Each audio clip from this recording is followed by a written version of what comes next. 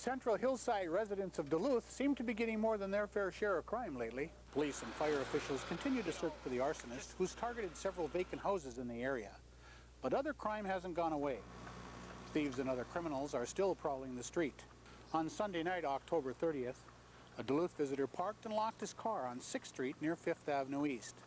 Sometime during the night, a thief spotted the camcorder sitting on the seat of the victim's car and unlocked the door to get it. Locking the door of the car wasn't enough. You know, we should all secure our valuables in the trunk or take them with us. Let's not be easy victims. Crime Stoppers wants to recover the camcorder and as many other stolen items as possible. Theft is one of the Northland's major problems, and we can stop it, or at least slow it down, if we all help. Call us. Tell us what you know. The number is 1-800-974-TIPS or 723-ENOUGH.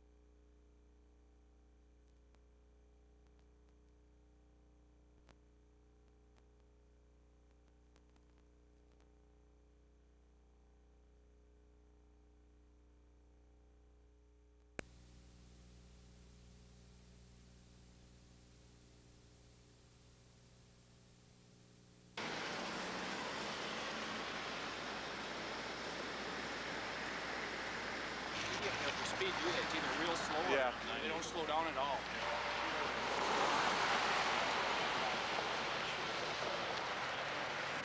They're both juveniles. One person injured or two? One person. Okay,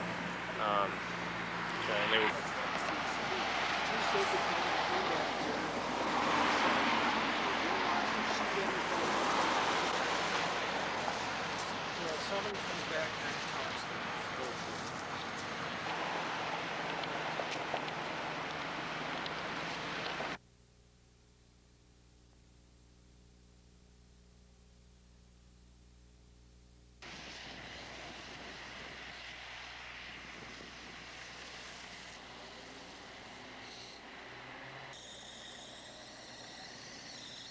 The most important, wearing seatbelts is a given, Okay, so I'm not going to expand on that. That's just an automatic.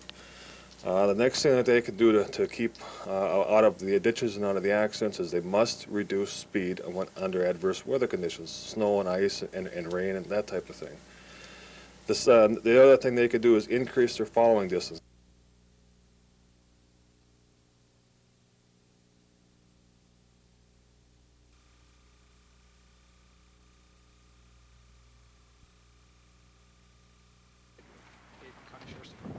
The last time he was seen was 9 o'clock at night on Saturday. They figured he went out hunting Sunday morning, and they turned around and called us about 6 o'clock Sunday night. A second day of searching for 15-year-old Daniel Theodore Hamilton has turned up nothing. 35 volunteers began a ground search for the Hibbing native near Jacobson, Minnesota yesterday. But high winds, dangerous wind chills, and falling snow prevented rescue workers from calling in the Civil Air Patrol to provide aerial support.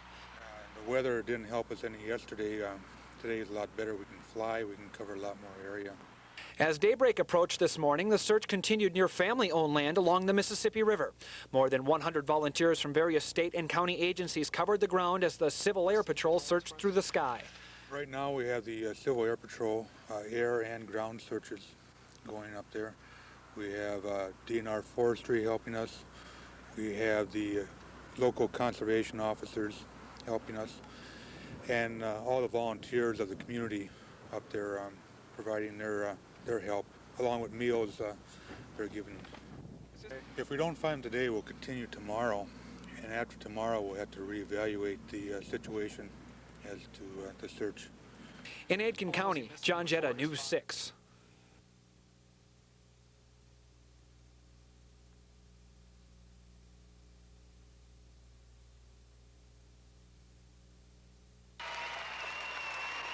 The Ice Capades used this arena to prepare almost 30 world premiere shows. For years, Duluth audiences were the first to witness the ice extravaganza, and reaction here often caused shows organizers to make changes to the performance. In past years, the Ice Capades not only performed their World Open here, but also spent about 8 weeks practicing their precision drills and spectacular routines. But in 1993, the Ice Capades went bankrupt. Last year, Olympic skater Dorothy Hamill bought the struggling company and starred as Cinderella. That influx of capital made the Ice Capades much more financially stable, but it also altered the company's philosophy. Well, the change in management has really been the deciding factor. They are doing the same show that they did last year when they were here, so it didn't make any sense for them to return and do the same shows. The Ice Capades recently purchased a practice arena in Phoenix and apparently have no further plans to train or open in Duluth. That decision will have a major economic impact on the Northland. It is. Yeah, it is a big loss. It kept a lot of hotel rooms full, a lot of meals and restaurants, and it was a good payroll for the local stagehand union. So yeah, it was a loss. But DEC spokespeople say the troupe will return for a mid-season performance next year. The Ice Capades has asked the DEC to hold open several dates in October of 1995. At the DEC in Duluth, Barbara Riles, News 6.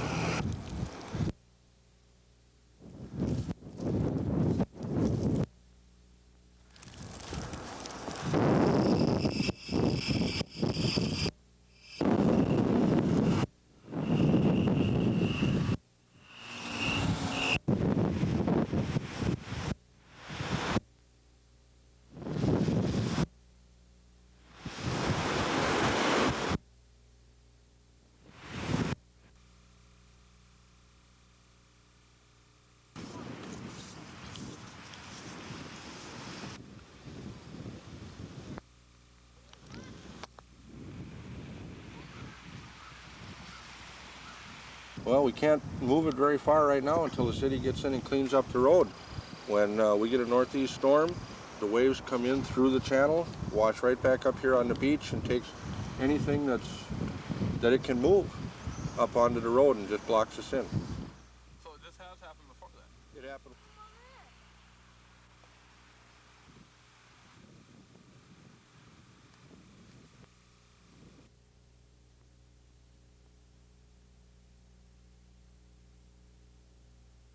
Yep, but you can stay back. All right. Yeah, there really is. No, really is. So basically, About 4 o'clock this afternoon, engineering surveyors involved in looking over the lake walk discovered what they believed to be human remains washed up on the shore here in the lake walk area, about 20-25 feet up onto the rocks from the lake, between the lake walk and the water.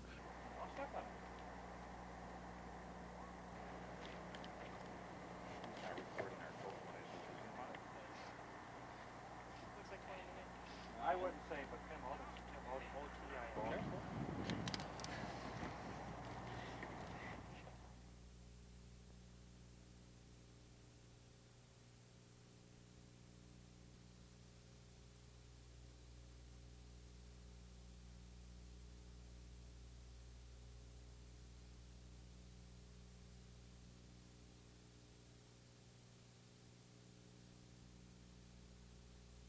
And she was left with her 2 sons.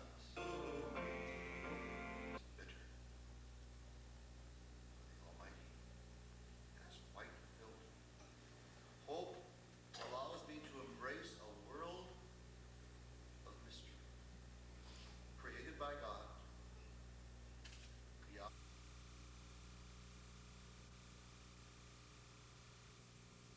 They've got a call.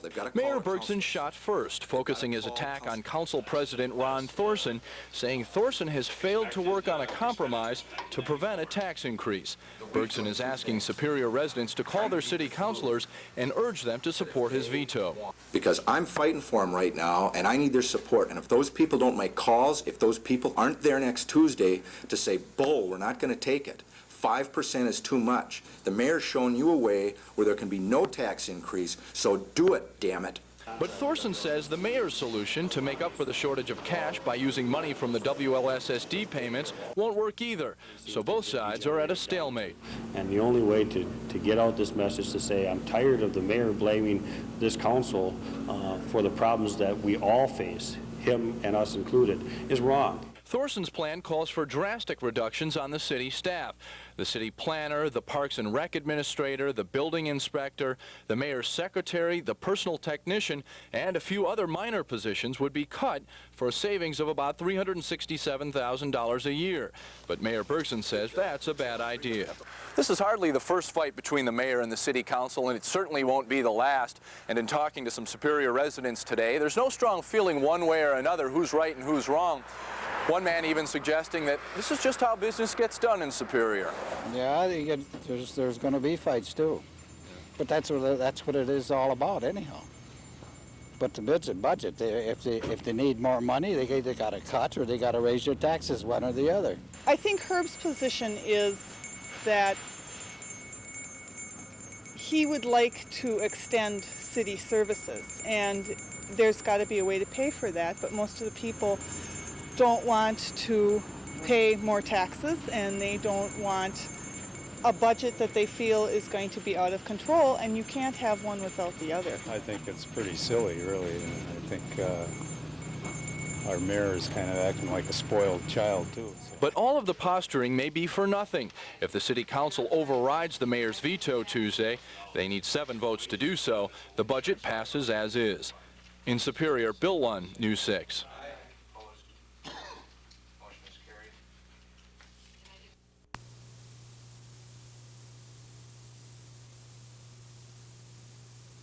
Baffled as you are, I believe that everything was in order. Some Duluth City Council members are going into Monday's meeting angry. They were fuming at Thursday's agenda session, upset over being left in the dark about the Bayfront Mall project's change in financing. If it's not all outright dishonesty. It's very hedging on that, and you know, I am very troubled by this because the whole point that's been brought out is that it wasn't really a big deal, whether it's Horizon or whether it's another investment backer. But I guess it's the whole idea that the administration's treating us like children in this matter by not presenting this to us. Despite the outrage by council members, Mayor Doty says he's standing by his action. If I had contacted them, it would have, this whole controversy today wouldn't take place. The other side of it is that I would have violated the trust of the private partner in this development, and it would have jeopardized not only this development but future developments. Council members will consider a resolution asking that any financial activities dealing with the Outlet Mall project cease until developer Sam Brown proves the financing is secured. I hope that the mayor and administration restore some confidence back with the city council. I would hate to see us, because of this, see councilors be suspicious of any other potential deals that occur that are unrelated to the Outlet Mall. In the meantime, Mayor Doty says he's confident the Bayfront Mall project will move ahead. He says last week he met with an unnamed private investor that's negotiating with developer Sam Brown. This project, he said, absolutely. Absolutely, it's going to take some time to dot the I's and cross the T's, but he says we're absolutely interested. We think it's a good project. So I'm very comfortable with it. All I can do is take somebody at their word. In Duluth, Gina Katzmark, News 6.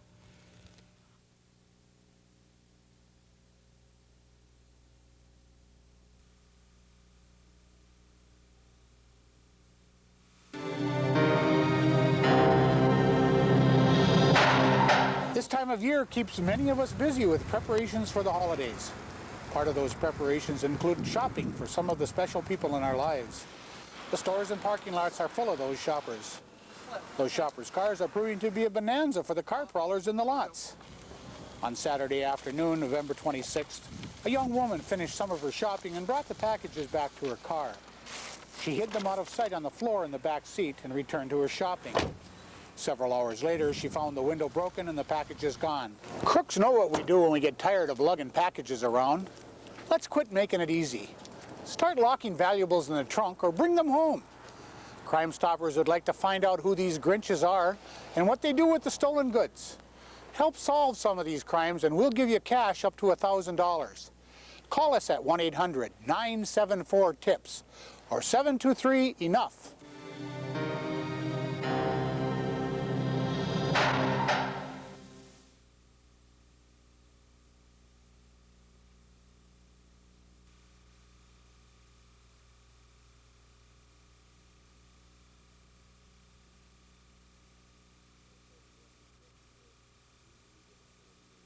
Then, of course, once it gets here, we believe that it's going to be a very successful tourist attraction and not only bring back people who have been here before and have run out of the touristy type things to do, but it's going to bring new people into our community that have never been here before. So we'll be able to do that, and we'll need a ticket booth. Go around Highland and stuff down there, and also something material on the bottom. I don't know if that class. Any other questions? Secure a place to berth the ship. That's the one part of the two things that are missing in the application. And the other thing we have to do is we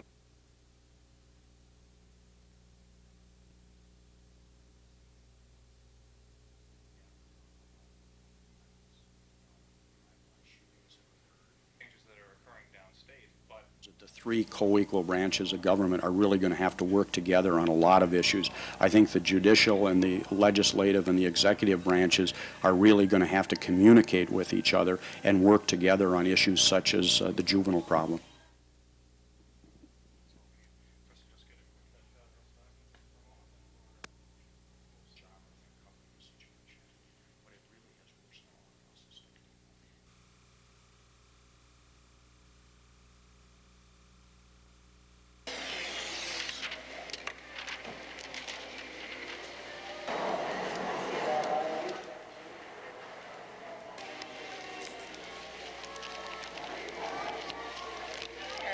Yes, we're about $1,600 down as of last Friday from the year before, and our toy donations up here at the mall are down by, I would say, 20% from last year.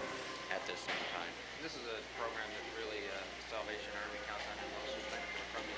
Yes, the mall donates everything up here, the boxes, the bows, the paper, the space, and we provide the volunteers, and this year things just...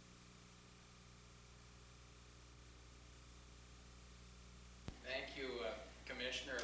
To the public of the Iron Range, I think you can take this to the bank that this is for real this time.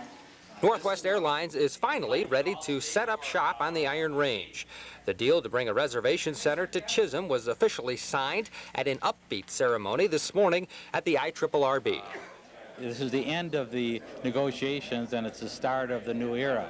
Today's ceremony gave those who have worked on the project a chance to reminisce about the ups and downs of the past 5 years. It all started in 1988 with word that Northwest was going to build. Negotiations led to a commitment from the airline to build facilities in both Hibbing and Duluth.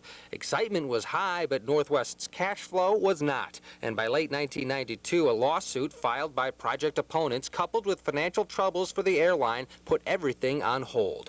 Then, last April, a new deal was announced, and today it was finally signed. But many people are asking, is this it? Is Northwest back on solid financial ground? We're optimistic. We're having good quarters, and we're doing very well, and we certainly expect to be a viable member of the community into the foreseeable future.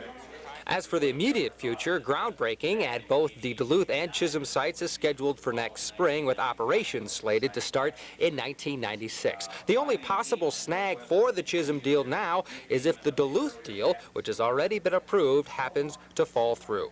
In Duluth, Ted Rowlands, News 6.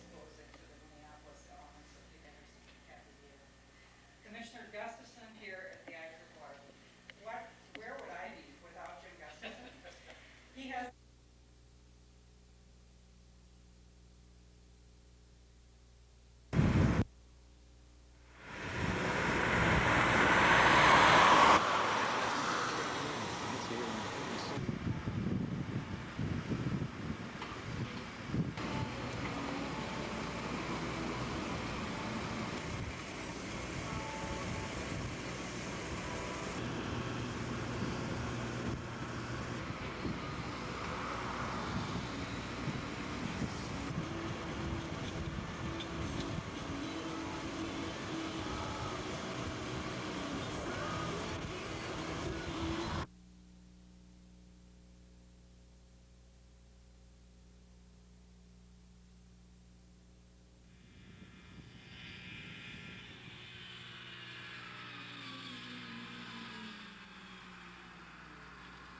The problem is ice does not form consistently. And it's either it's forming or it's deteriorating. And there's too many variables in there with the wind conditions. If you have a pocket of open water that tends to deteriorate the ice, current conditions, areas in front of the dams and narrows by bridges.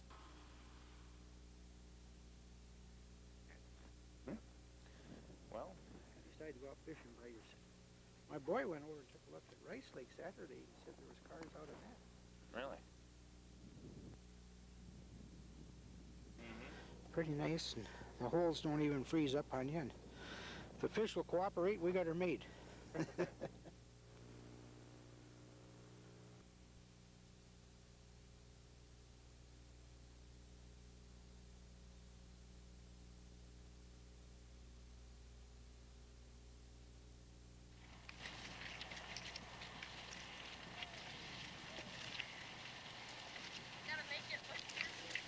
And so when we heard about Operation Rudolph, we said, what can we offer the underprivileged youth of this city? And we said, okay, we'll offer free skiing, free rentals, free instruction on days that can be arranged.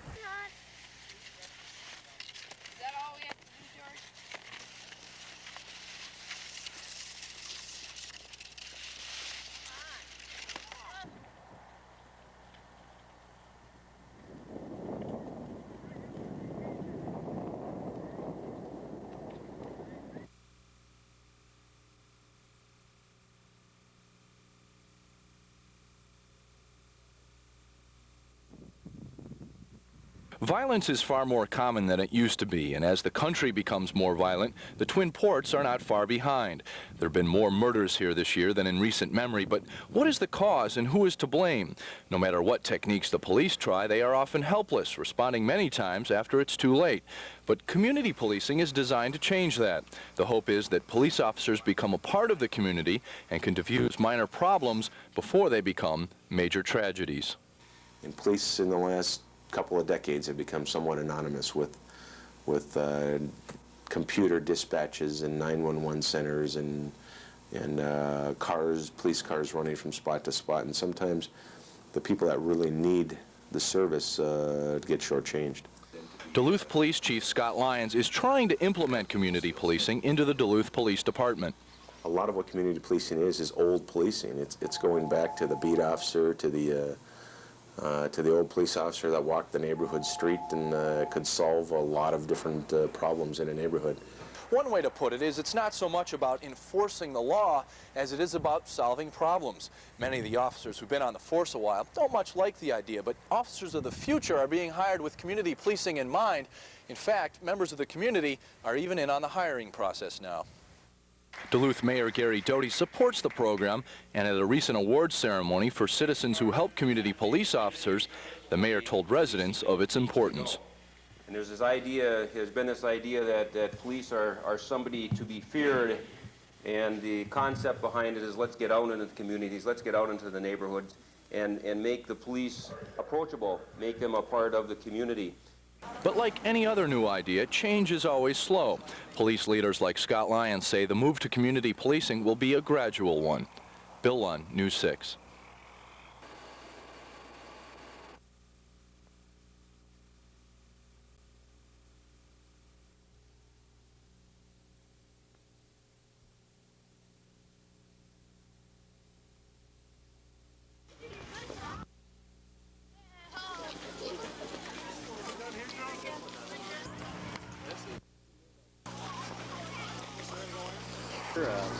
It's a good way to end 1994 with your family.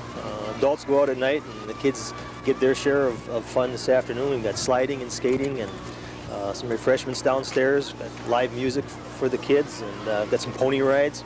It's just a great way for everybody to have a good time at the end of the year here.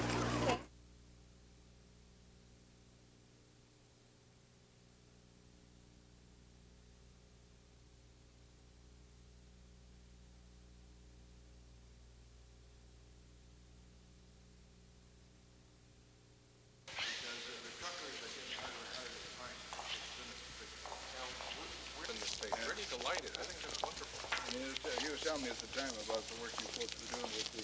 Meatballs, he's okay.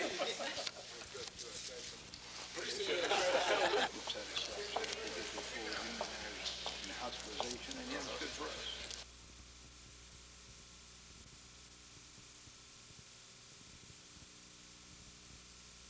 Members, city councilors, and somebody hitting later.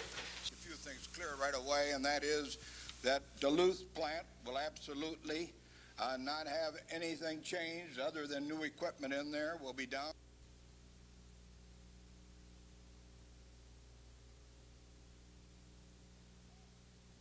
Okay, ready? Go!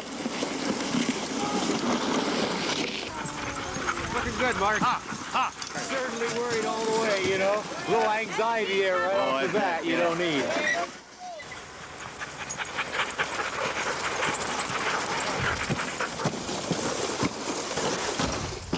Oh, if somebody wants to help us get out of here, that's just fine. Oh, great. Okay. Ready to go.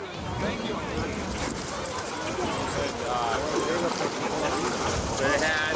Around the corner. Oh, yeah, we've landed. Do you want help? Right here with me. Do you want help?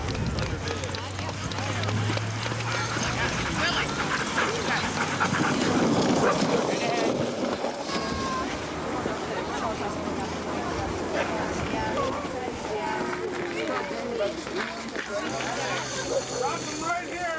Keep coming. Unby. Is this the finish line? Looking good, Mark.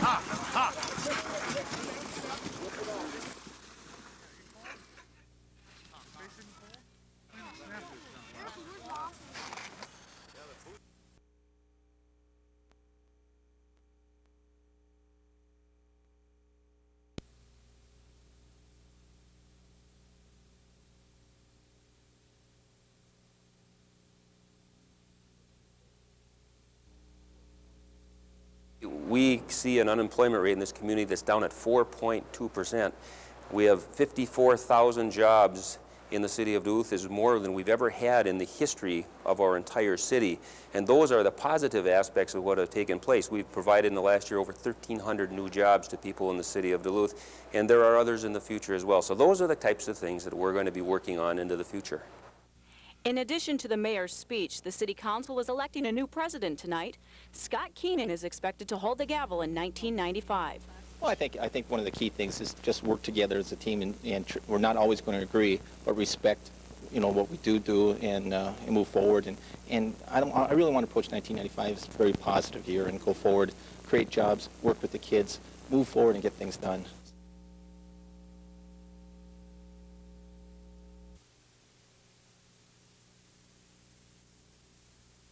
I think that has something to do with it. It's a relatively cheap drug. And projects?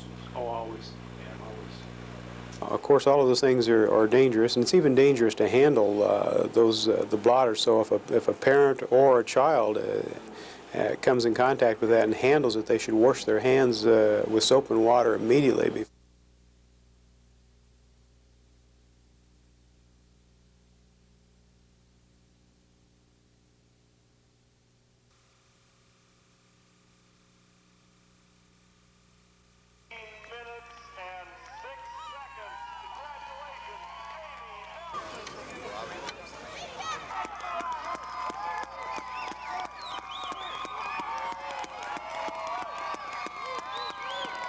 Physically, they were fine. They were happy. They were wagging their tails. They were all happy.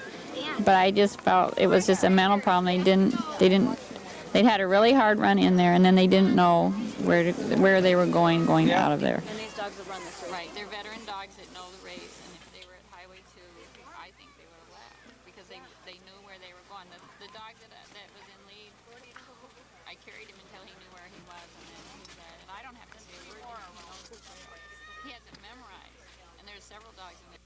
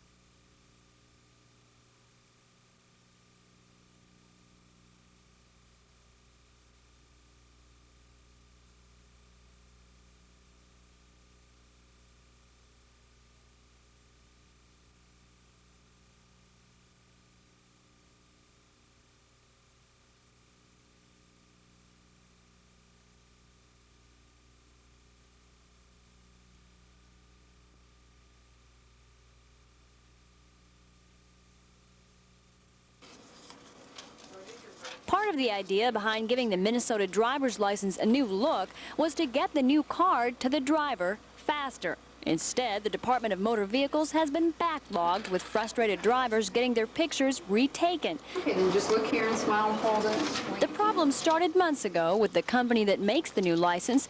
They promised it would take less time and be tamper-resistant. But with any new system, there are quirks. If the vendor is having a problem, it is lost. And this is what has happened. We have the paperwork, but we do not have the photo to go with it. But that's no consolation for Richard Bell, who drives for a living. He's been to the DMV for his new license twice. Each time he was told it would take 3 months. So for now, he holds on to a yellow receipt, the only proof that says he's legal to drive. I called them twice before, and they said, well, just keep waiting, you got 90 days. Then it's only about a week and a half before my license is due to be in the mail. I called them, they said, well, we lost your picture, come on down. So you're in for about a 3-month wait if you're getting your new driver's license. Not bad if you have one of these, a receipt that says that you're waiting for your new driver's license. But what if you cross state lines and this is expired? No, that's a good question. I think in a border area, as we live in, I haven't spoken with Superior Police about this, but I think they probably are aware that maybe there's some delay in the Minnesota registration. The Department of Motor Vehicles and law enforcement officials say rental agencies are accepting the expired receipts. But if you're planning a trip, carry some other forms of identification just to avoid hassles, and be patient. According to officials, the new license will not only protect you on the road, but it's better insurance against check fraud and credit card scams. In Duluth, Molly McMillan, News 6. Did you want your license to say senior on it? Did you want your license to say senior on it? Like this one did? Yes. Okay. Your birthday. Well done.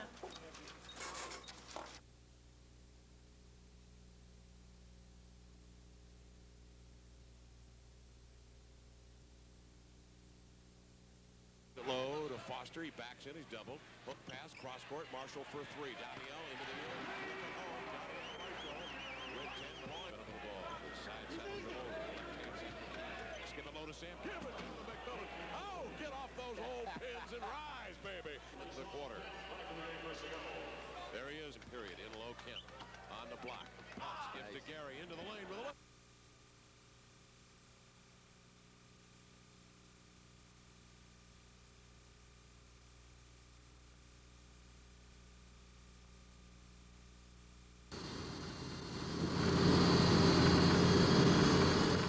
Bouncing along an unplowed township road, trapper Bill Paul watches for sign wolves have returned to this cattle farm northeast of Grand Rapids.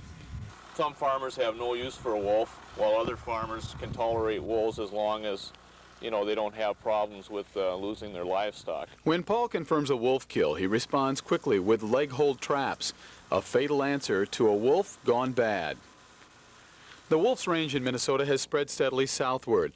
There are now active packs near Hinckley and Lake Mille Lacs, almost to the Twin Cities. This is outside the forest. It's farm country, and it means a full-time job for Bill Paul and his animal damage control team. Government trappers took just 6 wolves when the program began in 1977. Last year, they trapped and killed 172. For farmers like David Radayich, killing wolves is a matter of economic survival. Every year we lose some calves and once in a while a cow to the wolves. Radayich is a careful farmer, but surrounded by vast forest land, his herd is easy prey. He's paid $400 for each lost animal. That's break even for a calf, but half price for a cow. If Bill wasn't here, we'd obviously be taking matters into our own hands, which would be trapping and shooting. Shooting a threatened species like a wolf can land a person in prison. Even for Bill Paul, the rules are strict. He must trap within a half mile of a farm where an actual kill has happened. 3 or 4 wolves in one night, they could eat up most of a calf, you know. They would probably come back and feed on it 2 or 3 times and tear it apart. The rib bones are actually broken off here. Right. Environmentalists are remarkably supportive of the animal damage control program. Wolf educator Carlin Berg says it's necessary. While none of us cheers when a wolf has to be killed for livestock depredation, once that animal does it, we know that that is the only way to stop that wolf. Experts say livestock eating wolves or bad wolves must be killed quickly because they pass on the habit to others. This creates an uneasy alliance between farmers and environmentalists. What frightens livestock owners is a loss of funding for animal damage control programs like this one. That could happen when the wolf is pulled off the government's threatened species list, something expected in the next few years. Take away the trapping and cattle loss payments, and you invite the wholesale slaughter that nearly exterminated the wolf before. The more animosity that you have from farmers and the public, the more likely wolves are going to be killed or poisoned or whatever. And when that happens, a lot of times non-target wolves that really aren't involved in depredations get killed just because people are mad at every wolf. So to keep that from happening, Bill Paul sets his traps, hoping the killing of bad wolves means good wolves will survive.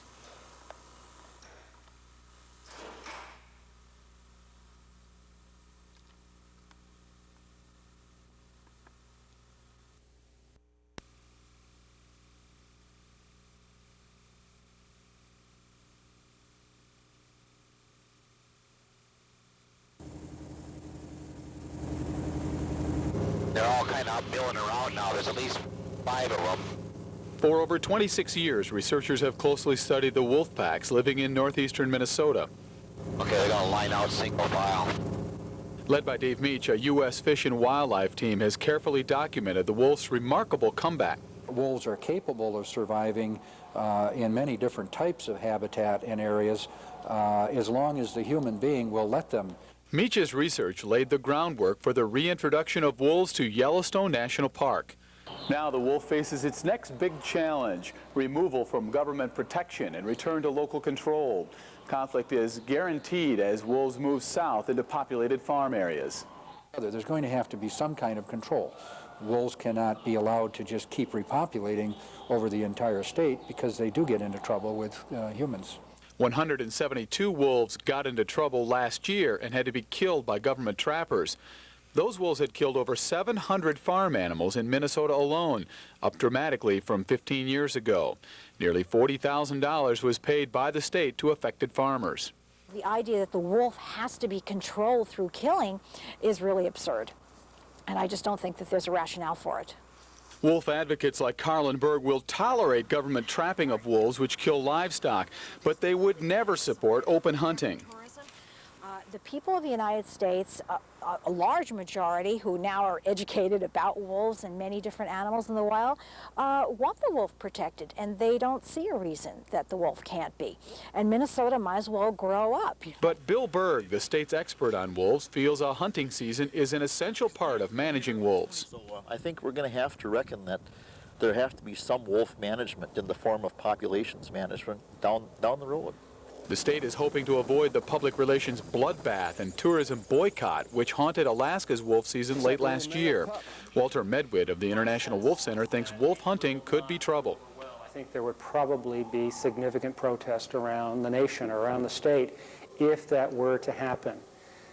Just being mindful of what has just happened in Alaska, where the program in controlling some wolves in Alaska through snares and traps was not done terribly well in some cases, and that's called a complete cessation of the program. But Dave Meach hopes Minnesota can do a better job convincing the world it knows what is best for its wolves. If we do our jobs and allow wolf populations to recover, then we also, the other side of the coin is that they will have to be controlled. And so far, nobody's come up with a very good method of control that isn't lethal.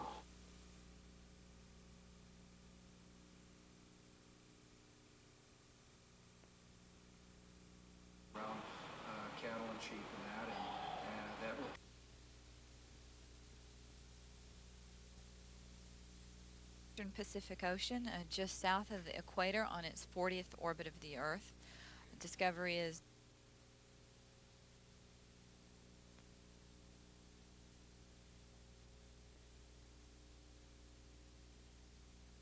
of the system.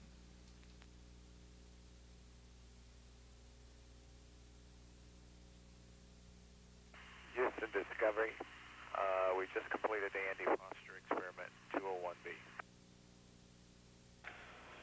Thank you.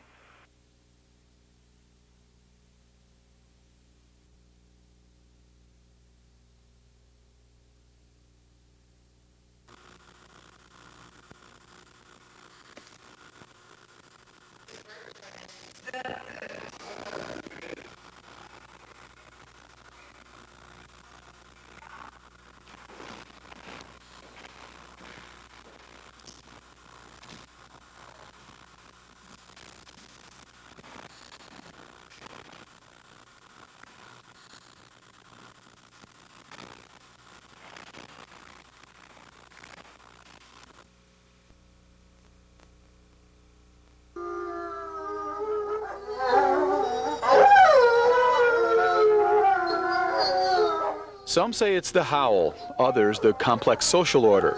But whatever the reason, the wolf is the celebrity animal of the 90s, and Minnesota is known to the world as the home of the wolf.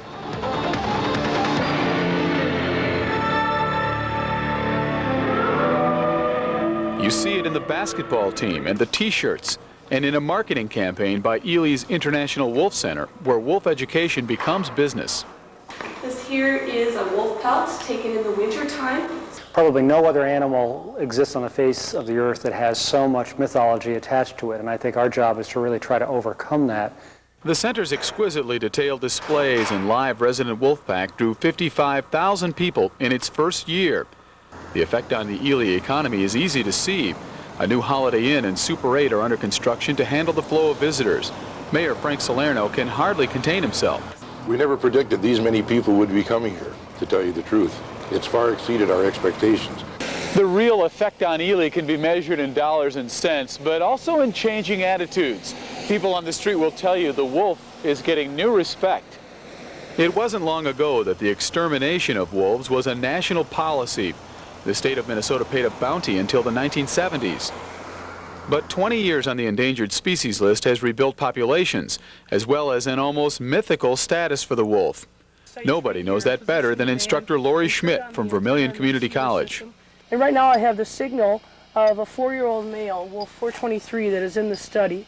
And I'm picking him up southeast of here, probably within a half a mile of where we're located right now. Working with the Wolf Center, Schmidt takes tourists into the wilderness trailing radio-collared wolves.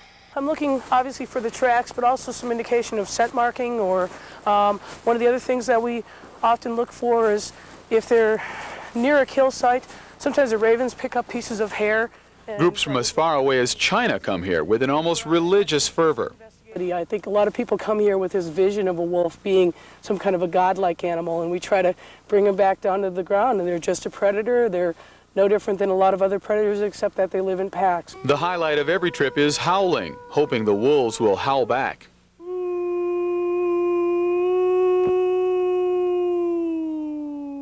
Schmidt says she can get the wolves to respond about 50% of the time, but not this night. Boy, it is quiet, isn't it? Yeah, you don't realize how quiet it is until you really listen. Well, apparently they don't think we're wolves. The wolves cooperate often enough for the program to be successful. An expansion of the Wolf Center is in the works for later this year, and next month, the second ever World Symposium on Wolves will come to Ely and Duluth.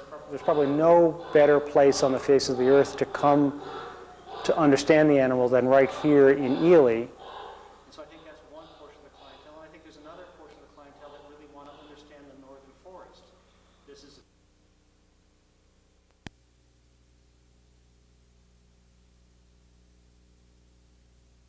As they pointed out, setbacks have existed for a long time.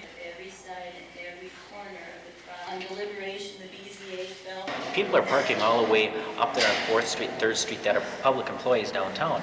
And so not only is the employees going to be competing, and a lot of business employees down there too, but now it's all the people from Art Space and the community center. So we got some real concerns, but I think we can work this out. They also felt that since they had been granted permission to use the school district's parking space across the street, that there would be a serious problem with the parking.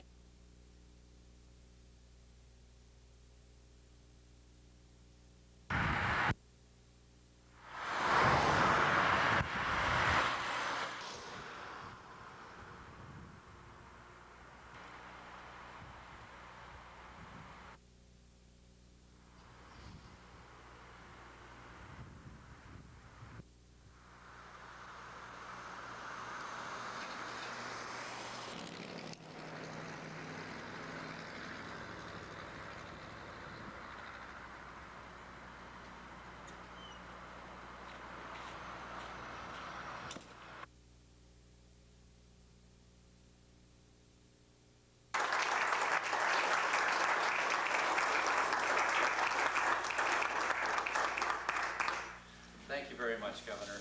Yeah, and they're going to have to figure out to others that have been given to me by the members of the bench of this district. And I'm very proud and pleased to become a member of the bench here. I've the greatest respect for the judges of this district, and I hope that I can be a contributing part to the team that they form, and I look very much forward to doing it.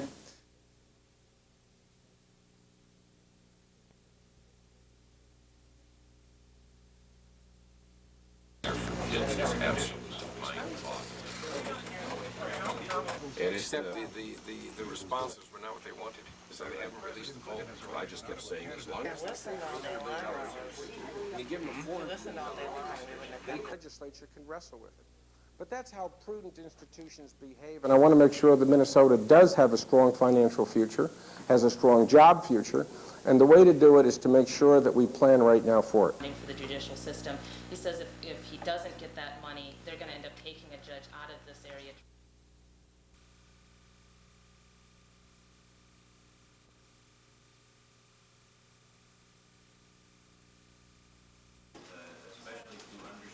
Representing highways across the Northland, task force personnel came to the Park Inn this afternoon to tell each other and legislators what is wrong with the roads. Parts of that highway have not been repaired or improved in over 25 years, so we would like some attention on Highway 2. Each road has their troubles. One with maybe the most significant problem is Highway 61. Consider this, the state is 20 years behind the DOT's original schedule for reconstruction, and it shows in the accident rate. In the past 5 years, there have been 792 accidents. That's twice the rate of a similar trunk highway in the state of Minnesota. Officials from the task force want immediate action, and although they have a strong case, getting everything they asked for is not likely. It's because the money isn't there, and that's what they're concerned on the state and federal level, is that the funding is there. You know, they realize they can't have everything that they ask for, but they would like to see some improvements in an orderly fashion over a certain number of years. Highway 2 task force members would love to see an additional 2 lanes put in to reduce accidents from Duluth to Bemidji, but they know with money as tight as it is, compromise could be the only way to get help. Originally, Highway 2 wanted a 4-lane, and we are now looking at a super 2-lane because of the problems with funding. I think if we all think along those lines, we can work with the federal and state governments on getting the things we need. Things the task force members would like to see from the legislature include a mobility trust fund and a 5-cent gasoline tax to help raise money to fix our area roadways. In Duluth, Ted Rollins, News 6.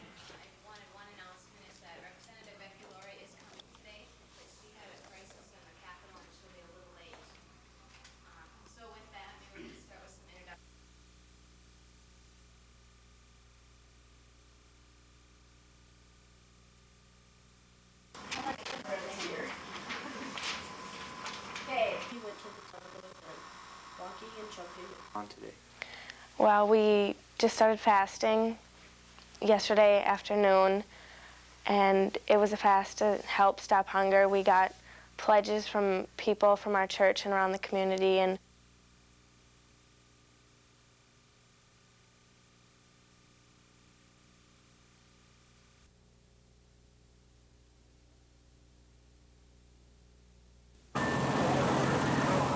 At 11:39, it was a 2-alarm blaze. All I need is 2 people here to take the whole floor. By midnight, it was 3. We need our people, and we need to get them back, because we don't know if we got an explosion issue here or not. By 1:20 this morning, the explosion issue confirmed. Chlorine chemicals on fire. That meant all 4 alarms and forced evacuations from area neighborhoods. She was pounding on all the doors and she told us to evacuate. So, yeah, I was out there for about a minute, an hour before she came by, and it was pretty bad. My lungs hurt, so I went right back in. But right now, we've evacuated approximately 4 to 6 blocks in the path of the cloud. The path of the toxic cloud stretched for miles. The path of evacuees and anyone else affected by the fire led to a nearby fire station. Are you having any irritation right now? Any trouble breathing? Burning eyes and throats made up the bulk of symptoms, rinsing and toweling off the bulk of treatment. No one was seriously injured, but everyone was left wondering what sparked the blaze. We understand it started in the office, so it must have been electronics short in some of the equipment. And there's a small office in the northeast corner of the building, and that's where the fire started, and it passed into the area where the swimming pool chemicals are stored. Throughout the duration of the fire, the main concern has been the thick cloud of chlorine fumes that has spread over area neighborhoods. Well, now the winds have died down and the fire has pretty much burned itself out. And now the concern turns from what's gotten into the air to what's gotten into the water.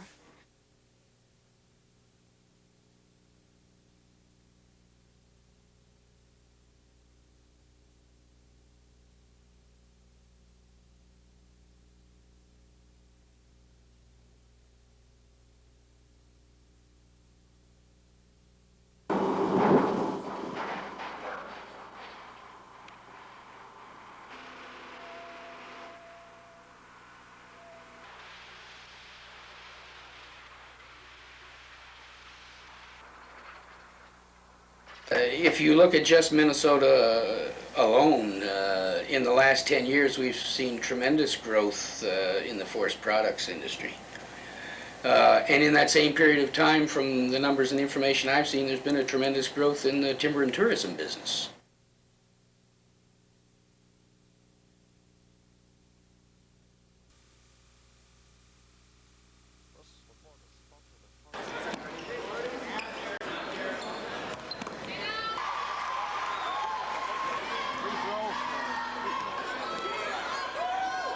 I thought she was too, but was not given the free throw. 15-14 East, 3:40 left first half.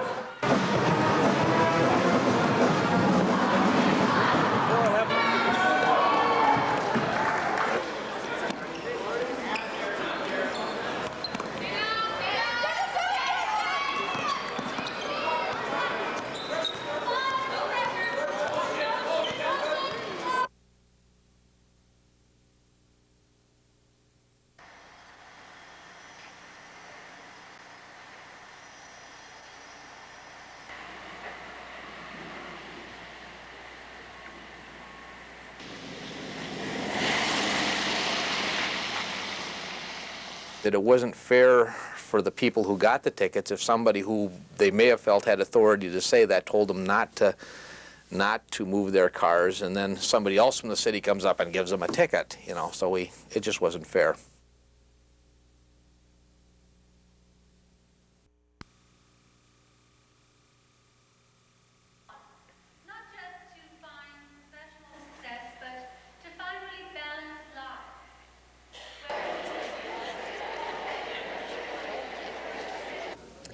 Well, one thing I am struggling to do right now is create a new organization called the National Parenting Association, which seeks to revalue the enterprise of parenting, give new support, new dignity to moms and dads around the country.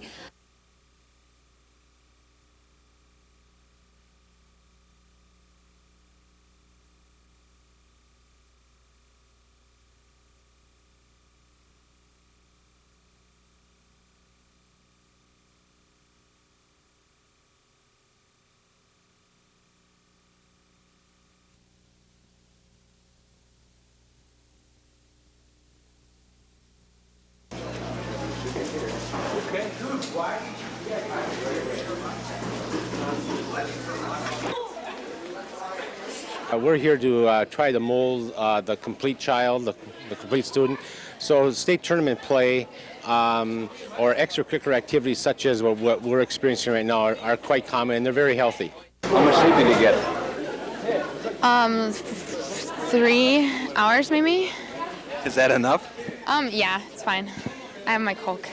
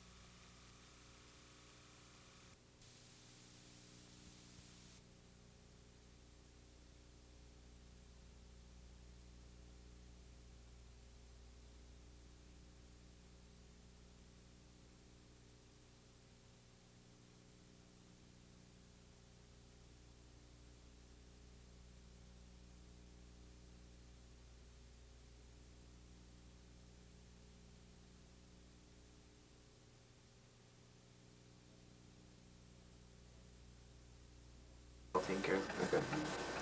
So nothing's been made since our last meeting. We still have that $411 bill from Northern Prairies to be paid, along with the News Tribune bill.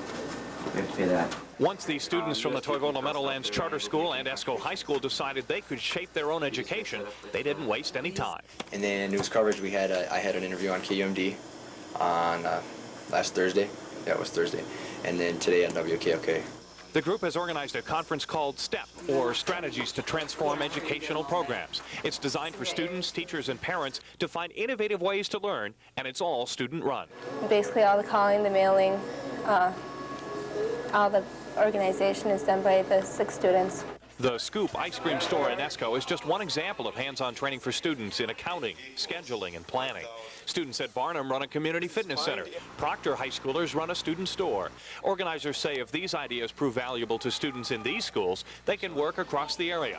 Hands-on learning is already a big part of the Toivola Meadowlands Charter School. The charter school is based on hands-on projects, so this will go into our portfolios and we'll be good of classroom credit for it. Right now, education is going through a period of change. And, you know, we have the applicable learning situations are on the rise, and the Scoop of ESCO is just a perfect example of that. If you listen to all the members involved in the Scoop of ESCO, they'll say, you know, it's increased my learning and it made me a better student. Students, parents, and educators from as far away as North Dakota and Illinois are already registered for the STEP conference. The students say their goal is to teach other schools their formula for success. And we want other people to experience what we have also. So. In ESCO, Derek Hines, News 6.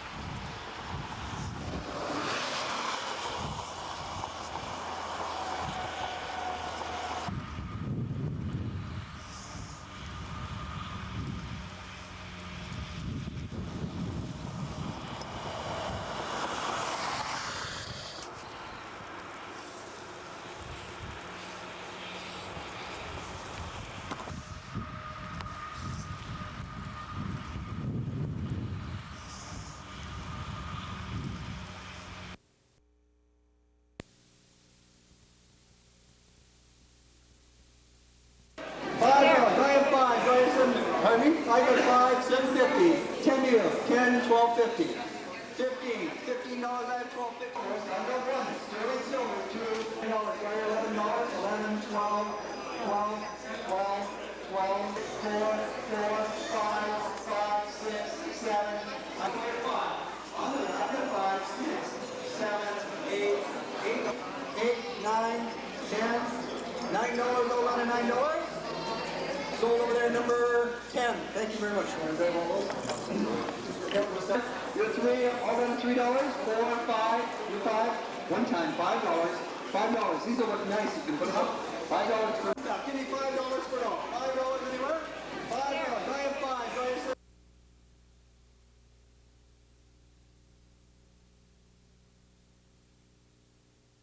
Point, you know, the timelines are still the same as we've talked about for the last 30 days or so. Decide, or if the 31st is the end. The days passed.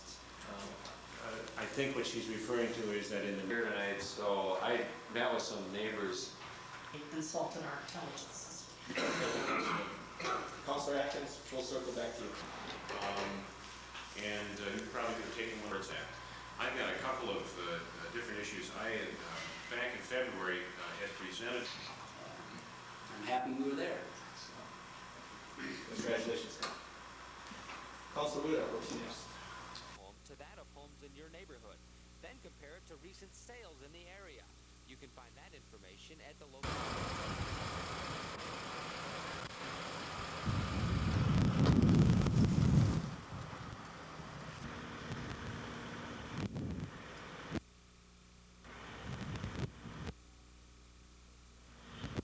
first of all, that the renter's going to get a better bang for his buck. Right now, as their income comes into a homeowner, I mean to a apartment owner, we find that 20 cents out of every dollar goes for real estate tax. There's no money left over to fix up the property, to plow back into his investment. So the renter's going to have a better bang for his buck. The car. We rented it for 4 or 5 years for $100 too when you're paying off the mortgage.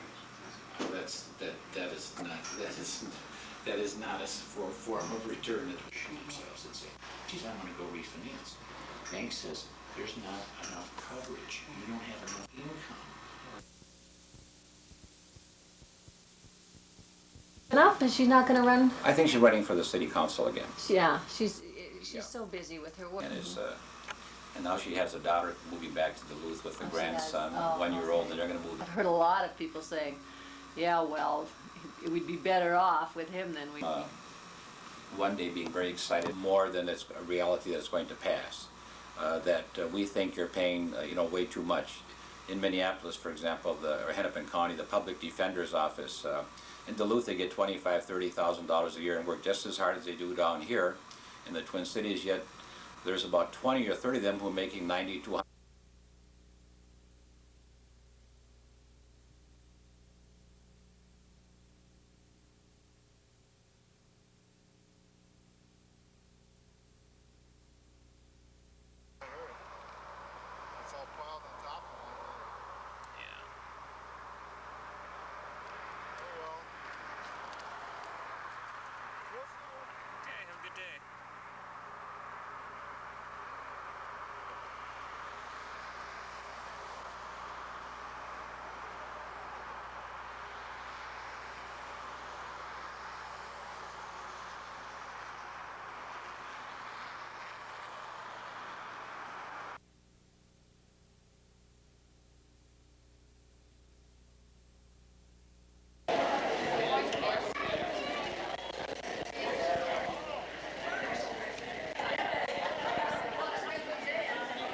What I would love to see is just seeing our actors and actresses enjoy themselves. This is community theater, so that's important. But to have them do the absolute best that they can, to have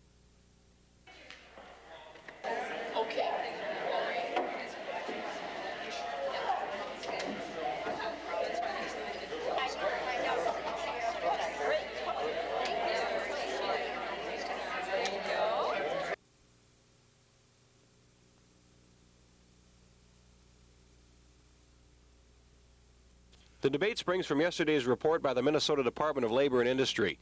In it, the department says total cost to Minnesota employers for workers' comp amounted to over $1 billion in 1993, the highest figure ever. Organized labor has long held that management is exaggerating the cost issue and today wasted no time in firing back at the department. This has become a political propaganda war.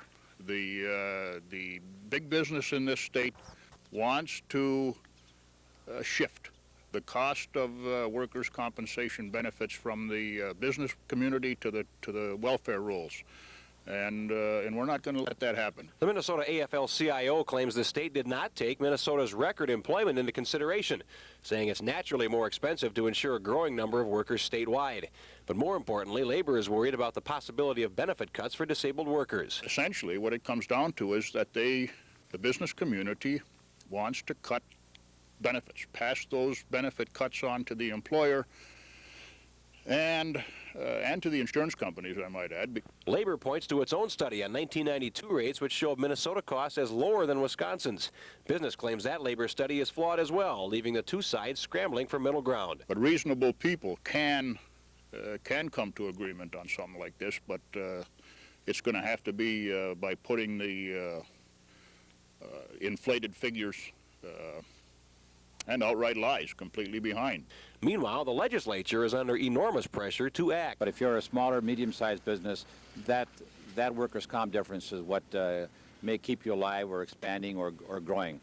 So definitely we've got to get a bill passed. And I know that labor is willing to take some cuts, but you know, we don't want it to be on the backs of an injured worker. Labor feels that injured workers are caught in the middle of the debate, the wrong place for them to be.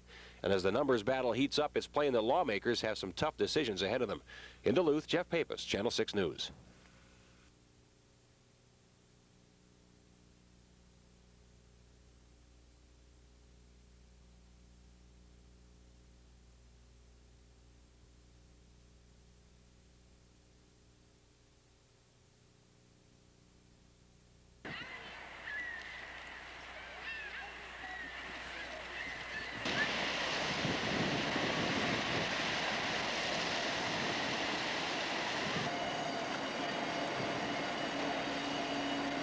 Very pleased and proud to have been the first ship in this year and to have set the record. Because we've been coming here, we are associated with the Great Lakes for, as I said, the past 15 years, our company. So it's a good feeling to have come and set a mark in Duluth.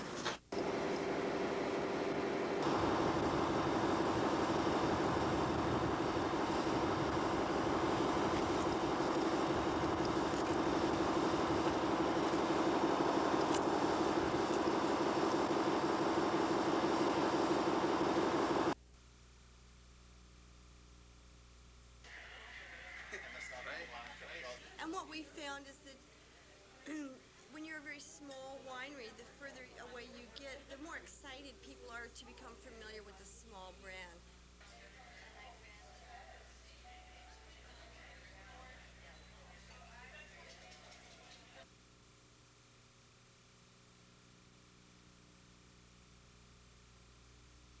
I have, Your Honor, and we would waive further reading of the 3, District Attorney John Zukowski appears on behalf of the state. I'm sure that they must be feeling today like we felt for the last 2.5 years, wondering why or what, a lot of questions and no answers.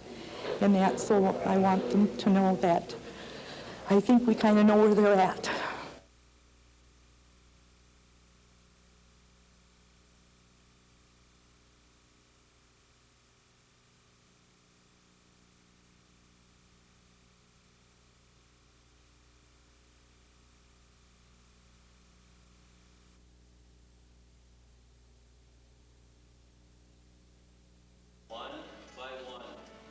This may look like Leonardo da Vinci's Last Supper come to life. It's a reenactment.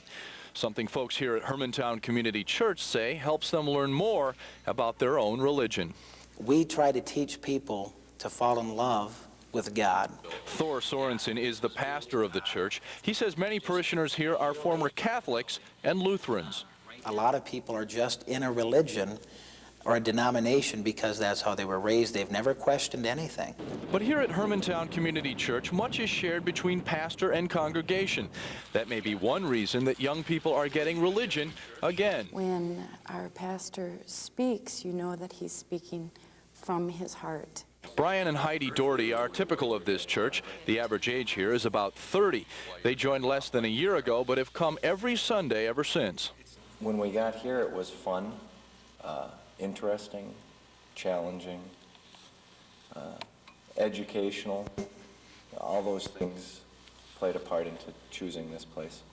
But what is the difference? Why are members of traditional congregations leaving and coming to places like this? One reason Sorensen says is because of a much more relaxed atmosphere. Very relaxed atmosphere. People come in, they have coffee, they talk, they visit. It's a real relaxed atmosphere before church and after church, and I guess during church as well. The one thing that is not relaxed here is growth. 3 years ago, the parish began with just 12 families. Now on Sundays, Sorensen estimates there are more than 400 people and growing, a problem he says he's happy to deal with. In Hermantown, Bill Lunn, Channel 6 News.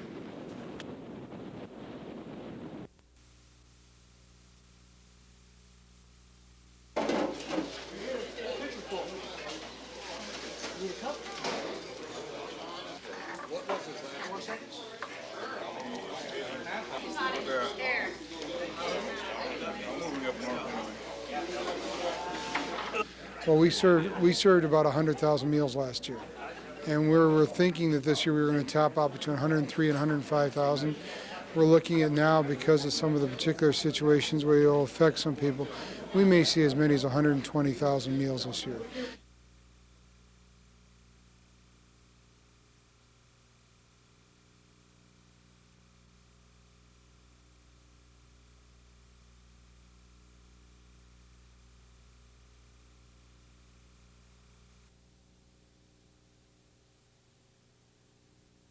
On identifying problems within this area and more important together on that issue. Action between them with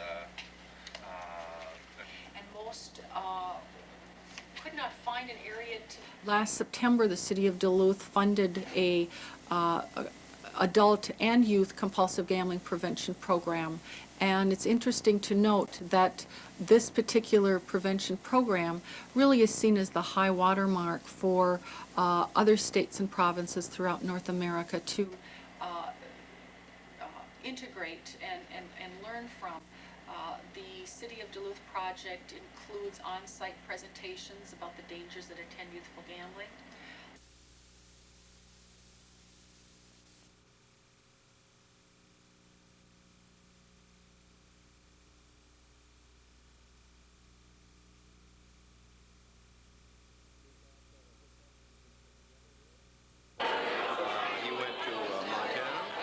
We thought that a good package had been put together here, and we're sad that those jobs are going somewhere else. But there's only so much that you can do, and certainly we put our best foot forward, I thought, as far as the city of Hibbing is concerned in this regard.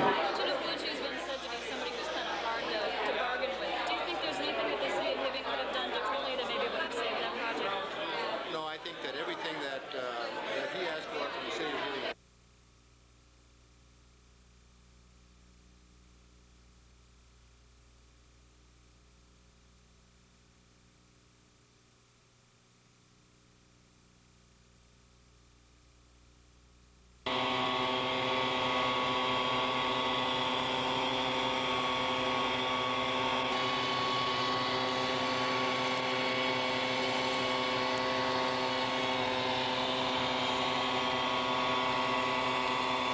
Everyone that's come out and looked has said that the cleanup's going quite well. We're following the procedures, and they have no additional concerns at this point.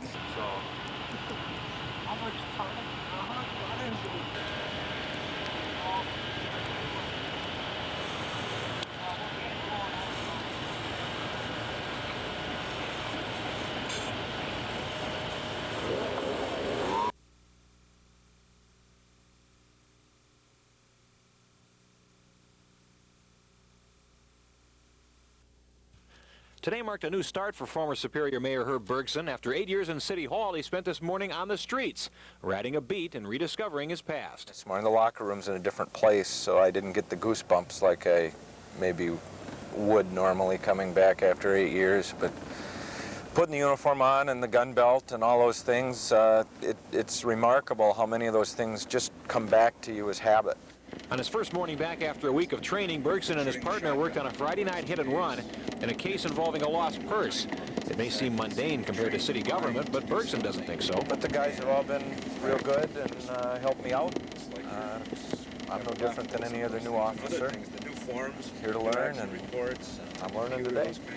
Bergson says the adjustment has been easier for him than for some others, like when a staffer from Senator Russ Feingold's office called him this week. Weekends, I said, well, I do work weekends, but this particular weekend I'm going to be in a police car. And he asked me what exactly I meant. I said, I'm not mayor anymore. I didn't run. And he says, oh, well, do you have the phone number of the new mayor? Even though he's back on the force, some believe Bergson is really between jobs. He's often been mentioned as a possible mayoral candidate in Duluth. I'll be honest with you, there's no doubt I'm between jobs. I'm 38 years old. I love this job, but I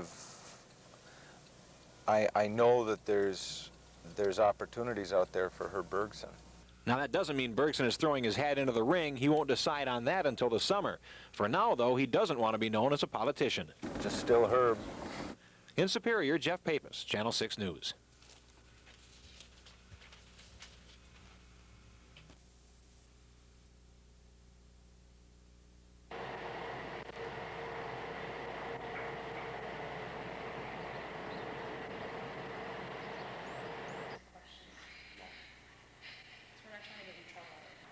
all we know is that they did not have permission from the owner of that building to remove those windows and doors from the building. Bayside Warehouse. First in Hewitt, if you go straight out this road and go to the water, you'll see a large warehouse on the waterfront that says Bayside. And they typically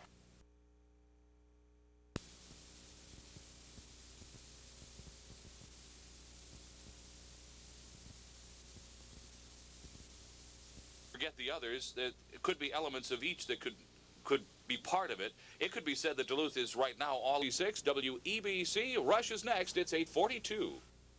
And putting on noxious fumes and using coal and coke and Ear traumas. Then you've got some kind of a fringe element that's going to pick that up and run with it. But I don't think you can say that the talk show host is, responsible for what some crazy out there does with what he says. About alternative medicine and other things of that sort, I noted. Right, I think it was just a month and a half here and developing a refined preferred vision by June. Then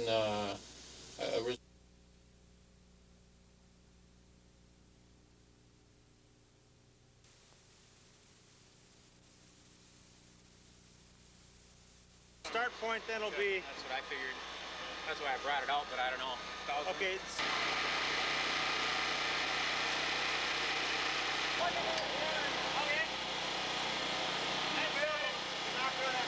Start over there on action. And slowly move this way.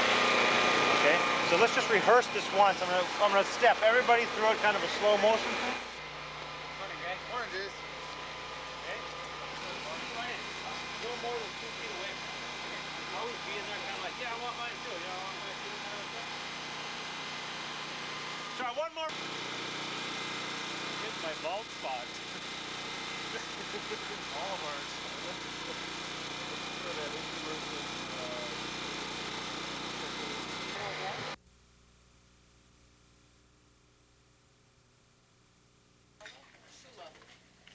Alcoholism continues to create a problem for the Native American community. Alcohol and drug-related problems in some cases have led to domestic abuse and even death. To combat these problems, a group of women have come together to offer support for women who are on the road to recovery. The Equacy Outpatient Treatment Program acts as a support system for Native American women to provide them with something other treatment programs fail to offer, a cultural bond. I feel that this program will eliminate a lot of the barriers that Native American women feel when they are first joining and first getting recovered from alcoholism and drug addictions. It'll be an outlet for them where they can come and share their experiences and where they can get support from other women in similar situations. An interesting twist to this particular program is that it provides women with the opportunity to rid themselves of chemical dependency, and it allows them to keep their children instead of putting them in foster homes. Several people say the culture is a strong basis for the Equacy program. In terms of culture, we're a culturally specific program, and I think in order for women to find themselves and help with their journey of recovery, they need that spiritual base and they need that core, which is Indian identity. Part of the Native American culture is the belief that women are the core of the family. It is said if you heal the woman, the family will follow. The Equacy program also serves as a family resource center, ranging in services from traditional talking circles to transportation to any of the treatment program sessions. Patty J., a recovering alcoholic, says this program gives women the support necessary to battle with their daily struggle. Yeah, I think that the Equacy program would have helped me to realize that I wasn't alone and that I didn't need to be alone in my difficulties that I first experienced when I first sobered up. And sobering up is just what this treatment program intends to provide for Native American women and their families. In Duluth, Quinn Mosby, Channel 6 News.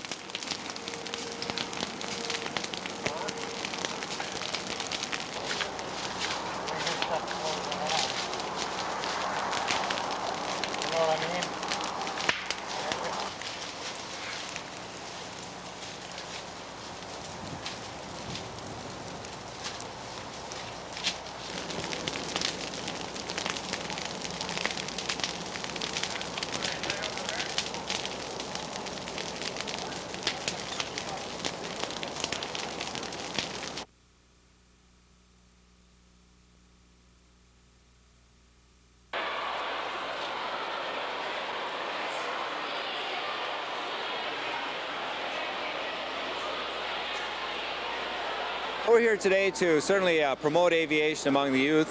We have a lot of materials for career opportunities that we brought along today. We also have some young books, dot-to-dot books that we've developed for real young kids just to learn to read and connect their numbers. And so we're trying to reach aviation as an interest for a career, or just how to learn your numbers and how to read.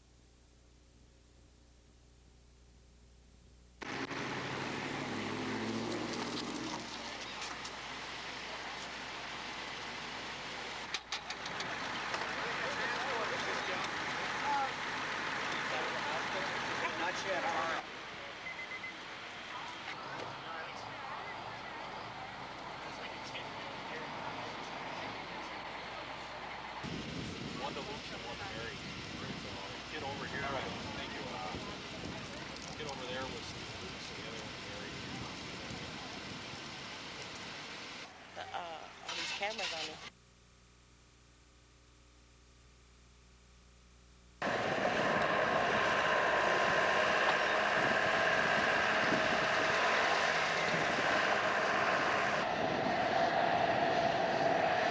Well, we're concerned. Anytime that our response is delayed, we're concerned. It's something we have to live with, though. It's necessary. The road has to be fixed, and there's no other alternative.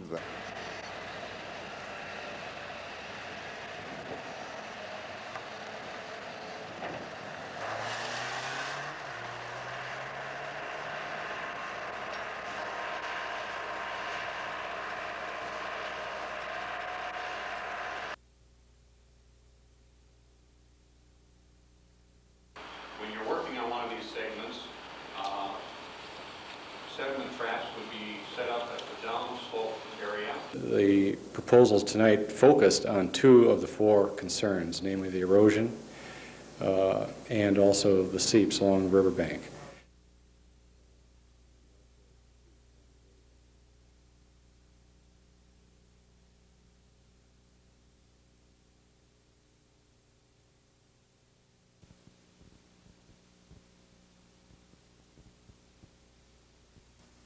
What exactly is he sniffing for? Like he's wondering if you put on your deodorant before you came. Perfect. What do you think of that shot? 295, right down the middle. Right down the middle. What'd you have for breakfast? Hank the Llama caddies at the New Elmdale Golf Club. The course is a few miles from Meesville and it doesn't open until July. It's a family-run business and the Llamas are part of the family. If you were to have a human caddy, he would be able to tell you, okay, take that 9-iron out, but sorry, Hank here won't be able to tell you which iron to pick. Now isn't that perfect? He gives no advice and he eats the course at the same time. But Hank is catching on. All right, Hank, come over here. Take care of this divot for me. Attaboy, step right up there. Step right up there. Perfect. Hank, you know, a good caddy can read the green, and I'm on the green putting for birdie. What do you think? Hank will not improve your golf score, but he will carry the burdens of your game. You know, I think Hank kind of likes me. He does. I know he does. I'm Randy Shaver for NBC News.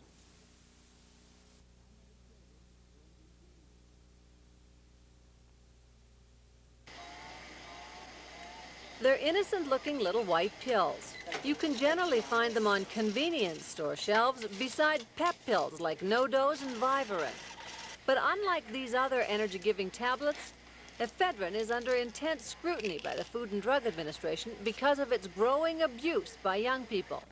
Spokespeople tell us they have tried unsuccessfully so far to get Congress to make it a prescription drug. And it's too bad. I wish there was something we could do to stop that. At least maybe parents can warn the kids that this stuff is not good for them. It's not going to help them. Ephedrine is properly used as a bronchodilator for people with asthma or severe nasal congestion. But when taken in larger than recommended doses, ephedrine acts like speed, making a person high. It's become a real drug of choice among young people for its quick, cheap, and easily obtained effect. But it can be very dangerous. They usually mix it with other chemicals. That certainly can be dangerous if they mix it with alcohol or if they mix it with amphetamines or anything. An overdose of ephedrine can cause a person's heart to race and blood pressure to rise to dangerous levels. It has been known to cause heart attacks, even in young people.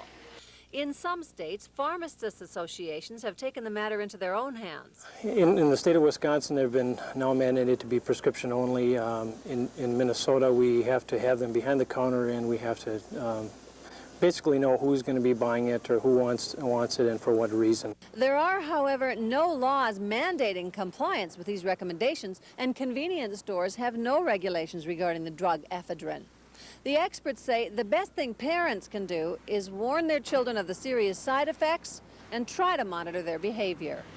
In Superior, Barbara Riles, Channel 6 News.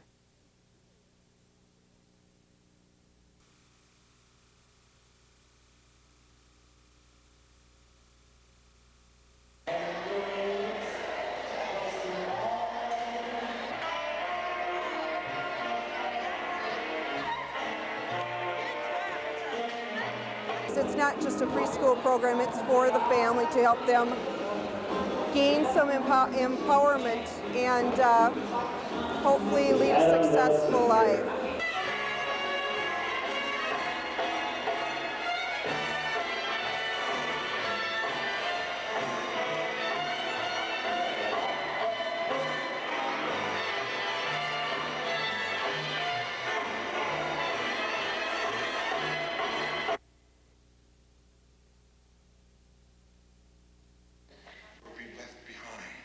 It's incredible the empowerment that a group of young people are carrying within themselves.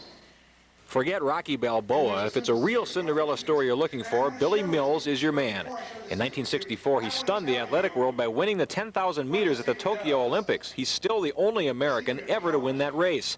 And today he